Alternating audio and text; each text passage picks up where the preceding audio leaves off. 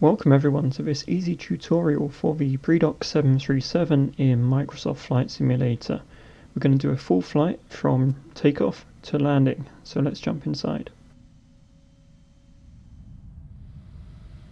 So although this is the latest update of the Bredok 737 in Sim Update 5, for some reason Cold and Dark Start, like most Boeings in Flight Sim, is completely broken, so there's not really a lot we need to do.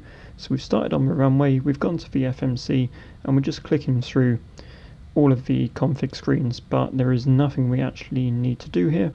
Even our auto brake is set and our flaps are also set, so all we need to do is set our initial speed of 250 knots, set the initial altitude that we were given by ATC in the sim, and activate the LNAV mode. So our flight directors and auto throttle are already armed. Going to pop the ND range out a little bit. And we're ready for takeoff, so we'll bring the throttles up, and what you'll notice is the V-speeds are a little bit ambitious because we pull back the yoke at the rotate speed, but it takes a little while for the plane to leave the ground. So once we have positive rate, the gear comes up, and we then activate the autopilot at about 400 feet. We also activate the flight change mode, but for some reason we need to click it again in a second because it doesn't seem to activate properly after takeoff, because that speed light should also be illuminated. So after we've gained a little bit more height, we'll click flight change off and back on again, and you can see there that's our correct climb mode now, and we'll also roll off the flaps as we continue to climb. So while we are climbing, ATC gives us an altitude above the altitude we already have set. So we increase our desired altitudes to the new one, but unlike in the Airbus where it automatically climbs to this altitude, we have to click flight change again to get it to continue its climb to the new altitude we've just dialed in. As our climb continues, at 5,000 we would set the barometer to standard, but unless you've set a hotkey there doesn't seem to be a click point in the Bredok, so we just set it manually to 2992. So we reach our target of 8,500 feet and the aircraft goes into altitude hold. So ATC then give us a step climb to 13,000. So then all we need to do is dial in the new altitude of 13,000 into the MCP and go into flight change mode, which again for some reason needs a double click, and the aircraft will climb to the cruise altitude of 13,000. As we climb through 10,000, we can increase our airspeed to 300 knots. And once we reach our target altitude, our cruise altitude of 13,000, we go automatically into altitude hold and we can begin our preparations for approach. Now in this aircraft there isn't a lot of prep to do. All we really need to look at is our approach ref page. The V-speeds it gives are completely wrong. So we're going to dial in our own of about 125 knots, which is appropriate for an aircraft of this size. We're also going to set our auto brake to max for landing. Now again, I'm not sure if it currently works in this plane, but it's good practice just in case it does one day.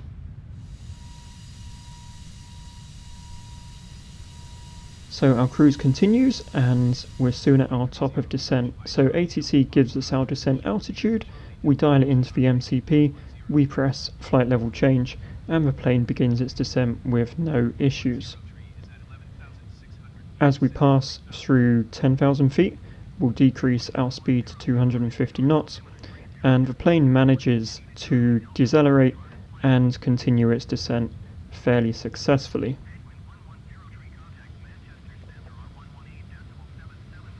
As we get closer to the airport, ATC gives us a speed target of 185, so we've dialed that in to the MCP, and we're also adding some flaps to suit that speed. As we pass through 5,000 feet, we'll press B to set local barometric pressure. Shortly before we turn on to final, we'll set our approach speed in the MCP of 125 knots. We will drop the gear and we will apply full flaps for our approach.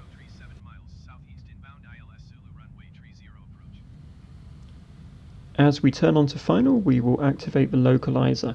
Now, it's always worth keeping an eye on the Bredok and any other Boeing in flight sim during this phase of flight at the moment, because sometimes the speed does drop a little bit beyond what you want it to. So the way to deal with that is we just dial the speed up by 5 knots and put it back into flight change mode. So it's already in flight change mode, but we just click the button again to kind of enforce that and remind it. And then once that is done, we can reset the speed back to what it should be. With that sorted out, it seems to be some kind of minor bug that affects all of the Boeings sporadically at the moment, but it's no big deal. So with that dealt with, now we're on the localizer, we can activate our approach mode and the plane will acquire the glide slope with no issues, and it will descend on path towards the airport. So you can see here, it does take a little bit of time for the Bredok to become stable on approach and on slope, but it does get there, and we do achieve a stable ILS approach to the airport. As I say, just keep an eye out for that bug and correct it with reactivating flight change mode if necessary. So here we are in good config, gear down, flaps full, on speed and on the glide slope. As we approach final, the thing you need to remember in Boeings is to deactivate both the autopilot and the auto throttle at 300 feet. Of course, once you do that, the throttle jumps back to its previous physical position in this plane, so you need to catch that fairly quickly and bring those throttles back to idle. With throttles on idle, we can just glide it down to the runway as normal and get a fairly smooth landing.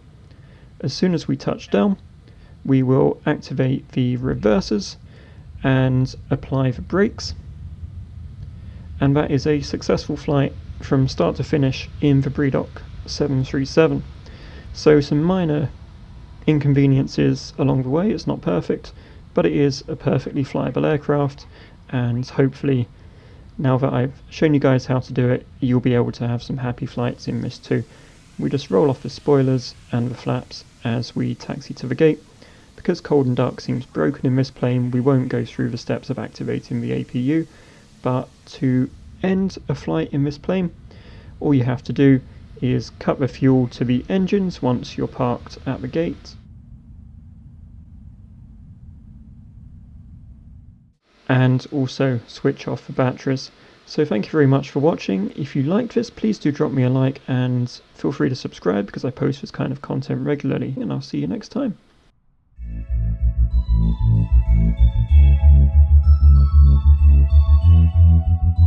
you.